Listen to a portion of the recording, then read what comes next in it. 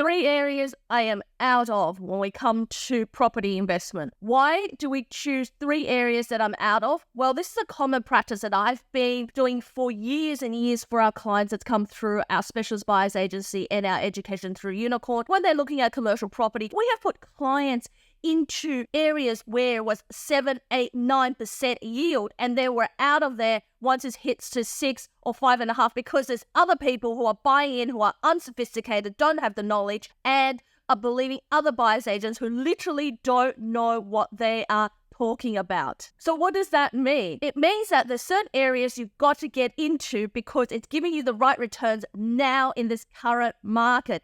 And it's definitely worth you getting into because you could get out of it in 2 years and make exponential gains. Now, we all want to make exponential gains, but there's so many people out there who are uneducated, unsophisticated, and believing other buyers agents who don't know what they're talking about, who thinks that it's a great return because the average in the market is 4.5%. They get their clients 5.5% in a particular area, and they think, wow, and the clients think they've done well, the buyers agents think they've done well, but in reality, they haven't done well at all because that area 2 years ago, 3 years ago, used to be 7.5%. So I'm going to give you 3 areas that we're out of: the Unikorn commercial property, Helen, Tarrant, that I'm not investing in unless we get good, better returns for our clients in that. So once in a while, we'll get some off-market deals in those areas where we know we're ahead of the market by 1%. That's when we get in. But anything lower than that, we're not in. We're out of those areas. Now, prime example, number 1, Sunshine Coast. We were in Sunshine Coast 2018 to 2020. In the Sunshine Coast, we were getting our clients 8% yield in industrial, right? 8% yield in industrial. So for example, this property here that we got for our clients, he literally bought this for about $600,000 in end of 2019. Guess what? He just sold this back into the market for $1.35 million, 4.5% return. Somebody thought it was a great return invest in there for their clients, right? 4.5% rate. That's where we're out of the Sunshine Coast market. 2020, we were doing about 7% in Sunshine, probably even in the early 2021, we're probably getting, just shy of 7%. But today, the Sunshine Coast industrial, and even when we look across to retail and office, they're trading around the 5% mark. Industrial is between 4.5% to about early 5%, 5.25%, and we're finding that office and retail are about the same as well. So what does that mean? Literally, you are negative from day one of buying this property. Even with cash, you're barely getting a bit more than what you're getting from the bank, plus all the growth has been sucked out of that area, so you're not getting any cash flow or growth. So what's the point of investing? If you invest in property, you invest because you want cash flow and growth. And if you're not getting any from that area, I would just skip that area altogether, right? So which is why, again, we don't invest in those areas. So of course, if this video has been informative for you, just keep watching. But don't forget to subscribe and hit the bell. But if you stay until the end, I'm going to give you a really good tip on how you can get started right now and find the right yielding properties, right? But the most important thing is remember that commercial property can accelerate your growth and can double your returns than what you would normally get in residential in commercial. So it shortens your investment period, which is why so many people, as they get to your 40s and 50s, decide that they're no longer going to invest in residential, but they're swapping to commercial property. And if you're in that boat and you want someone to hold your hand through the process and you want someone to be able to surround you with a team of professionals, do reach out to helentarrant.com, unikorn.com.au, join one of our events, sit in one of our webinars, join us in one of our live meetups so you can find out more how we can support you through the commercial property investment journey. But let's get back to it. So we talked about the Sunshine Coast. Number 2, out of Perth and WA, right? I know this is controversial. Why is it? Every buyer's agent, every investor says, I want to be in WA. Now, let's dissect this. What exactly is WA? What is their main driver? Mining, right? What is one thing we avoid to the booms and the crashes? One economic driver town. So we avoid it when we think about going into areas like Mount Isa. We're about going to areas like where we're looking at we're just mining, so we're looking at Mount Isa, and people shy away, like people don't want to invest in areas of Gladstone. Gladstone has a couple of other things that's underpinning it, but they look at Kalgoorlie and they avoid it because it's mining. But Kalgoorlie is actually linked to Perth. Perth is the biggest driver of mining in the whole of Australia. It is a mining town. Yes, there is overseas migrants in there. Yes, there is migrants. There's migrants that come out of Malaysia, Southeast Asia, that go in there, and Singapore, but they're only small. The population in Perth is a fraction of Sydney, Melbourne and Brisbane, right? And yes, it's had its boom. It's had its boom for the last 3 years. So if you haven't invested it, you've missed it. Yet the next lot of boom might give you another 10 or 20%, but it sure isn't going to give you the 80% the other people's already experienced. So that's why you're out of the area. Don't just pick up on the last 20%. That's what silly investors do. Savvy investors get in there before the 80% starts. Pick up the 80%, sell when there's still 20% to go. Give it to the mass of the market. That's what you actually want to avoid. That's why you need education, you need someone to follow, and you need professional mentoring and guidance because they're going to tell you where to buy. So we're out of Perth. Why? Have a look at this prime example we've done for our client. Now, the client insists on buying something in Perth. We said that she would get better returns in terms of capital growth in around the Brisbane area, but because her budget is under 700K, and now we've got clients that go for 5-6 million who are investing in Perth in large industrial assets who are going to get your 7% or above. These clients, when you are in the market and you're sub 1 million, it's very, very key to choose the right type of property. Now, right type of property means the type of property that is going to grow in value, not just cash flow, because the difference between cash flow of a property that does 6.5% and 6% is about $1,000 a year or $1,500. It's not going to break the bank and it's not going to make you wealthy. But the most important thing is it is not going to allow you to buy again. This property here that we sourced for her because she said, oh, I really want something in Perth. We compared it with 2 properties that she could be getting in the Brisbane, Queensland area. But she said, I want to go for this. But look at it. It's going to trade $500K, $34,000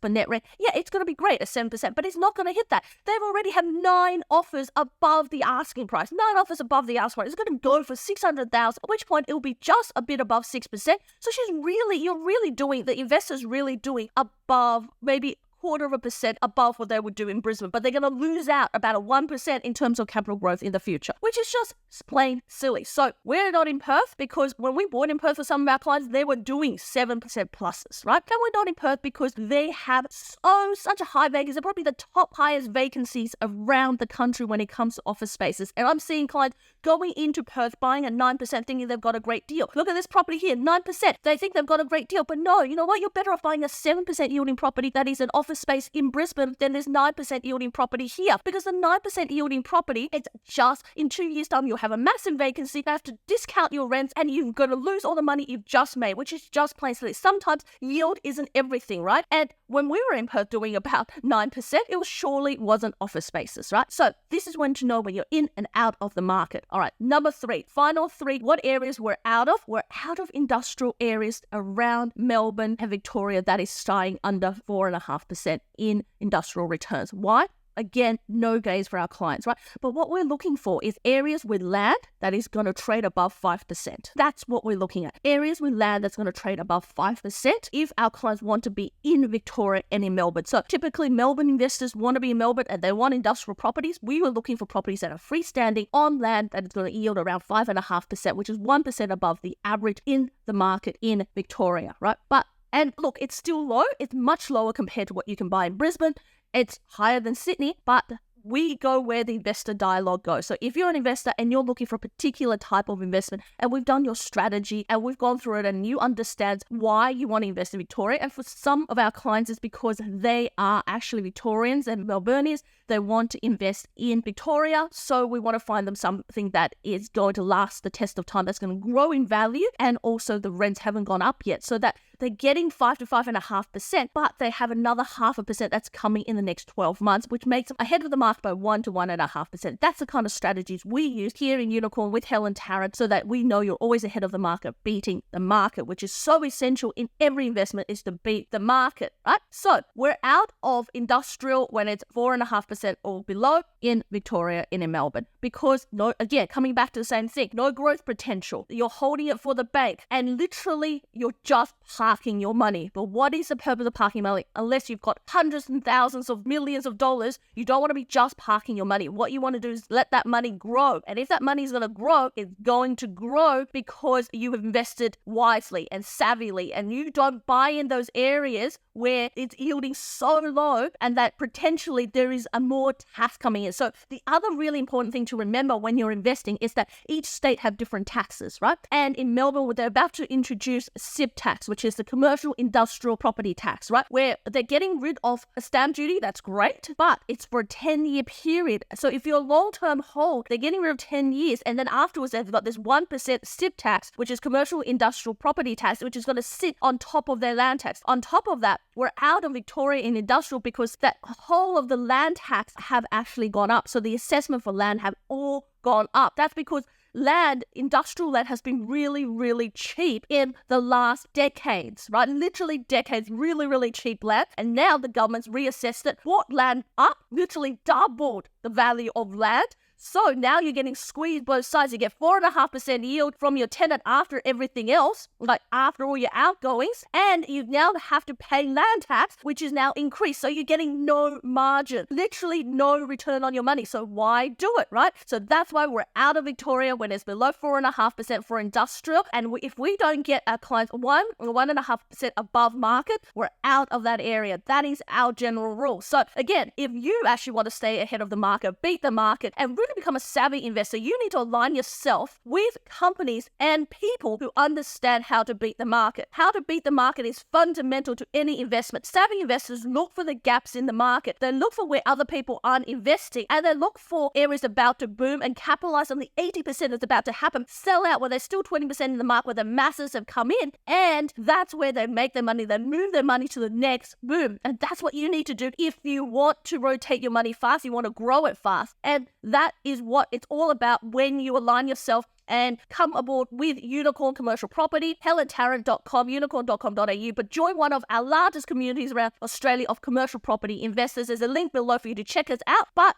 if you want to explore your journey further through commercial property, please make sure you click the link book for an obligation-free appointment with one of our strategists where they're going to take you through your journey of how you can become a really savvy commercial property investor and really exponentially grow your wealth. Thank you for tuning in and staying with me all this time. I'm going to reward you with a final tip before I sign off today. It's how you can identify this. So one of the things that I'm constantly doing is studying the market. I'm traveling to different areas, studying the market. My team is out there talking to people around the area. So what we're looking for is things that are going to be catalysts or linchpins that are going to trigger a growth, right? Trigger a growth. So some of the things that trigger a growth might be a major government project coming through. It may be a whole heap of rezoning that's happening from rural land into residential land, because that means more people are coming into the area. We're looking at population growth in this area. So for a very big example of this is, for example, Cairns has got lots of areas where it used to be sugarcane farms. It's a year mark for the next 10 years. That's all going to become residential. So they're going to grow from about 160,000 people to about 250,000 people. Now that's going to put pressure on infrastructure. So we're looking at what they're doing for infrastructure. They're developing a 4-lane freeway in and out of Cairns. So it's easier to get to areas outskirts of Cairns, right, to reach all the outer areas, but all those outer suburbs gets to boom and gets the benefit of being able to work inside Cairns and getting out to their homes within 15 to 20 minutes. That's what we're looking for. Areas like that. We're duplicating that in areas of South Australia, in fringe areas of New South Wales, in those seaside areas. We're looking at satellite cities, because those areas are the areas that will boom first, really under the radar where you can't see it. And then when it's happened, we get the 80% of that growth and the 20% of the masses coming where you sell out and pick up your capital gains and go again. That means you get your cash flow and your growth as well. And you just simply sit back, armchair investor, beating the market and getting your returns. That's what I want to do for you here at Unikorn Commercial Property. So do check us out, Helen Tarrant. Click the link below, booking for your free strategy session where we can take you and show you how this applies to you. And also join and check out one of our largest communities of commercial property investors in Australia. So hopefully that tip is really good. So really, you want to go and monitor those websites of those council websites. You want to look at what's happening in the infrastructure and look at town planning, discover what's coming up, development potentials, look at what's happening, and that's going to guide you in your investment decision, right? So until next time, keep hunting, keep looking, and build your unicorn.